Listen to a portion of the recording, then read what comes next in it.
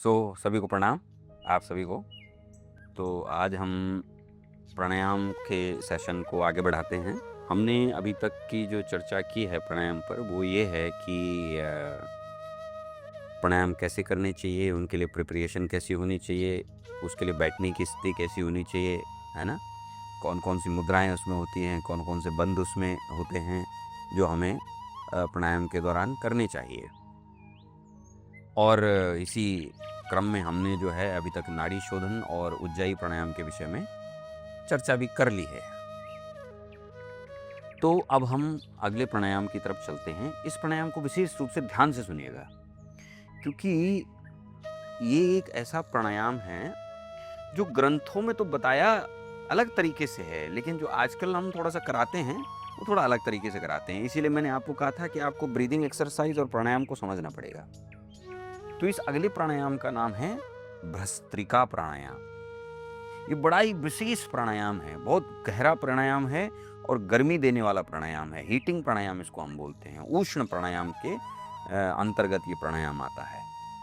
अब देखिए, ये आजकल जो भस्त्रिका आपने देखा भी होगा, और जब आप इसको दूसरे को कराएंगे तो हो सकता है आपको भी थोड़ा सा शुरुआत में इसी तरह से कराना पड़े, जैसे आजकल लोग भस्त्रिका को इस तरह से कुछ कराते हैं,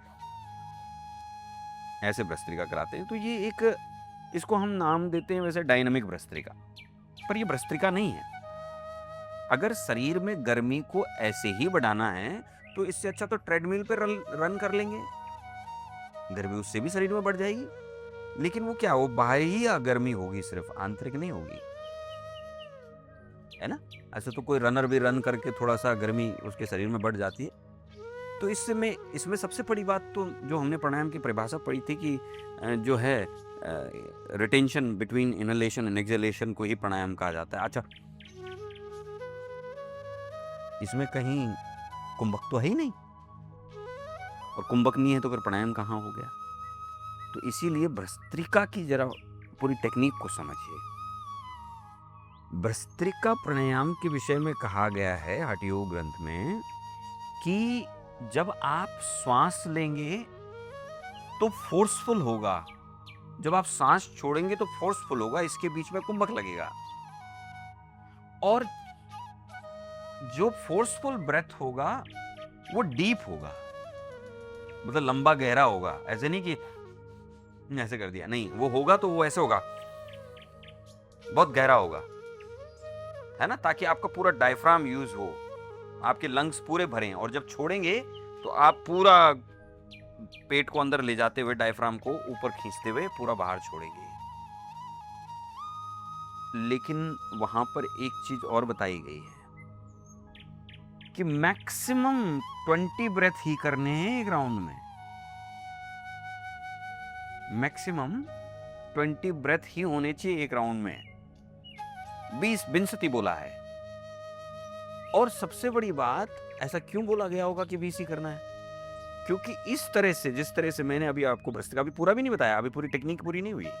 इस तरह से, जिस तरह से मैं भस्त्रिका बताना जा रहा हूं आपको, इस तरह से खुद में, मेरे जानने में 20 ब्रेथ तक रीच करना इट्स वेरी डिफिकल्ट।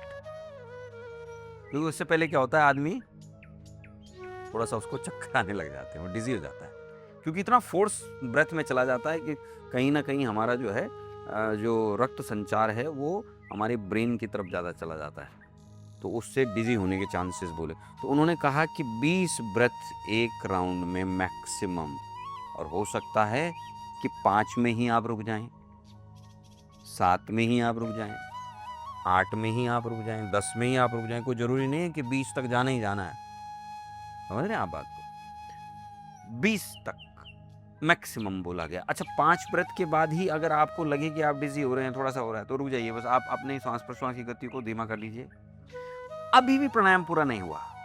अब क्या बोला गया है कि 5 ब्रेथ, 7 ब्रेथ जब आप कंप्लीट कर लें, उसके एंड में एक राउंड आपको सूर्यवेदी प्राणायाम करना है। एक राउंड आपको क्या करना है? सूर्यवेदी प्राणायाम करना है। अच्छा, वो सूर्यवेदी कैसा होगा? सूर्यवेदी सिंपल है, आपने प्रणव मुद्रा बनाई और बाई नासिका को बंद किया, दाई नासिका से सांस अंदर को लिया, अंदर लिया, कुंभक लगाया, बंद लगाया, वापस आए, बाई नासिका से छोड़ दिया, रिलैक्स। अब आपका एक राउंड भस्त्रिका पूरा हुआ है। ऐसा क्या कारण होगा कि भस्त्रिका जब 5 ब्रेथ, 7 ब्रेथ या 20 ब्रेथ तक कोई कर ले तो एंड में उसको सूर्यवेदी करना है? उसका सबसे बड़ा कारण ये है कि जितनी भी गर्मी आपने भस्त्रिका के माध्यम से उत्पन्न करी है, अब आप जब सूर्यभेदी प्राणायाम करेंगे तो उस गर्मी को आपने सूर्य नाड़ी में भेज दिया। एक राउंड सूर्य नाड़ी में भेज दिया, तब वो हीटिंग प्राणायाम कहा जाएगा। तब वो भीतर की ऊर्जा पर काम करेगा, भीतर की अग्नि पे काम करेगा। तो ये ऐसा करने से सिर्फ बाहर शरीर गर्म होगा, अंदर आंतरिक नहीं गर्मी होगी, अंदर नहीं हीट बढ़ेगी। तो ये भस्त्रिका की पूरी टेक्निक है। अब देखिए इसके लाभ क्या हैं। टेक्निक समझ में आ गया ना आपके? अगर कोई प्रश्न होगा तो पूछ लीजिएगा। तो अब इसके लाभ देखिए। भस्त्रिका को कहा गया है कि इससे उदर के जितने कृमि होते हैं, मतलब जर्म्स, बैक्टीरिया, वायरसेस, पेट में जितने होते हैं ना, सबका नाश हो जाता है, सब मर जाते हैं। जैसे बहुत सारों को टेपवॉर्म भी हो जाते हैं कई बार, है ना, जिसको हम फीता कृमि बोलते हैं। बहुत सारों में पेट में कीड़े होते हैं। बहुत सारे लोगों में क्या होता है कि आजकल बड़ा फेमस हो रखा है एक जम का नाम मैं भूल रहा हूँ अभी, वो भी लोगों को होता है। तो भस्त्रिका से क्या होते हैं, ये सब जो हैं उनका नाश हो जाता है, सबसे पहली बात। दूसरी बात क्या है कि भस्त्रिका जो है आपके बॉडी के टेम्परेचर को ऊंचा करता है, बढ़ाता है, मतलब मेंटेन रखता है बॉडी। जैसे कि बहुत सर्दी वाली जगहों पर भस्त्रिका करने से आप उस ठंड में भी अपने भीतर के तापमान को मेंटेन रख सकते हैं। मतलब आपके बॉडी का टेम्परेचर जो है वो 36, 37 से नीचे नहीं आएगा। फिर वो बहुत गर्मी होने, बहुत ठंड होने के बाद भी आप लगेगा कि हाँ, मैं अंदर से तो मैं फील ठीक कर रहा हूँ, और आपको बहुत ज़्यादा सर्दी भी नहीं लगेगी।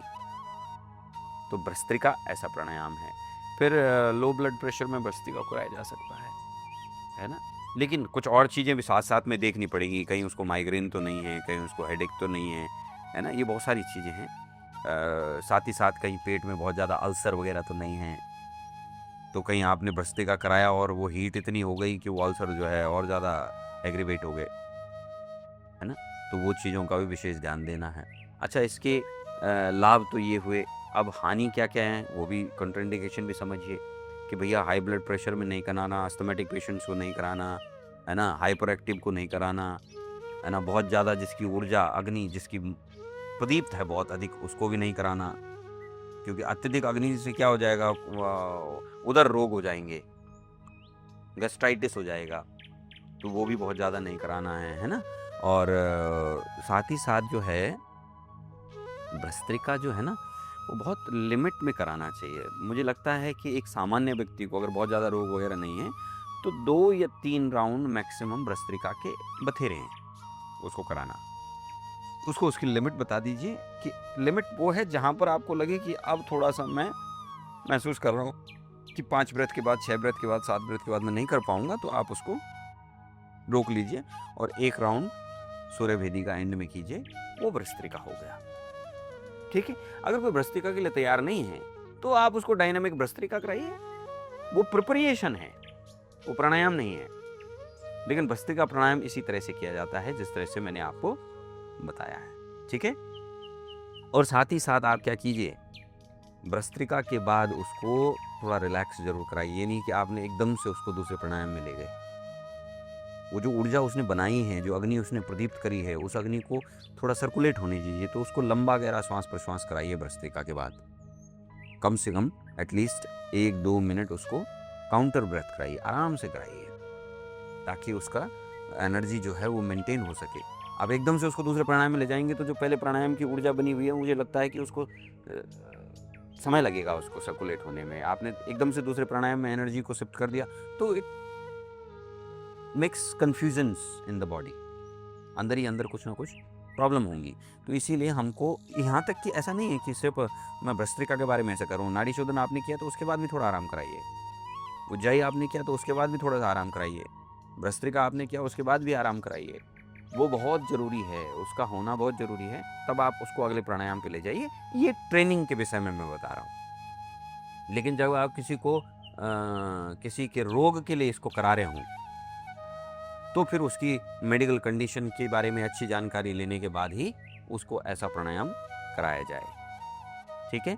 अन्यथा जो है भस्त्रिका सभी को नहीं कराना चाहिए, और खासकर कि गर्मी के दिनों में तो भस्त्रिका का थोड़ा सा निषेध बताया गया है, उसको करना वर्जित बताया गया। तो आप उसको अगर हो सके तो सर्दी के दिनों में ही करें, बॉडी टेम्परेचर को मेंटेन करने के लिए।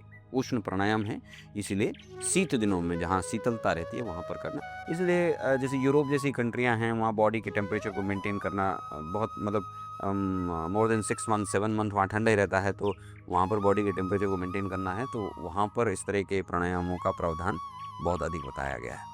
तो ये भस्त्रिका प्राणायाम के विषय में है। अगर कोई आपका प्रश्न है तो आप प्रश्न भी पूछ सकते हैं।